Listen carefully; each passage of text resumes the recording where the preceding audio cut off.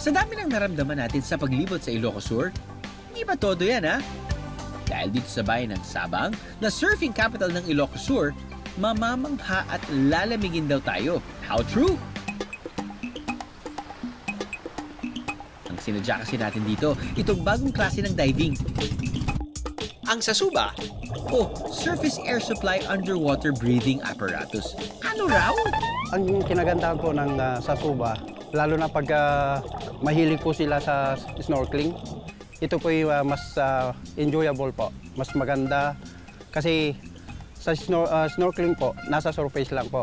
Tapos itong Sasuba naman, pwede kang makasisid ng 5 meters.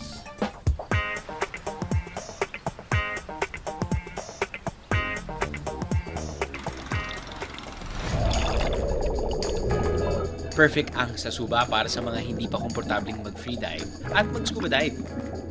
Hindi tulad ng snorkeling, mas may chance ang makita ng mas malapit ang corals peros.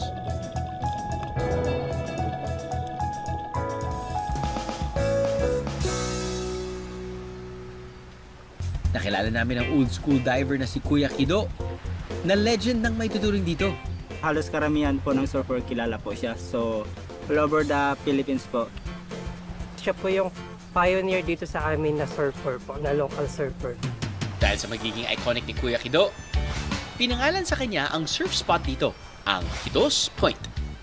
Sobrang happy po kasi buhay pa ako. Meron na akong pangalan na spot. Pero bukod sa pagiging old school surfer, dive master din itong si Kuya Kido.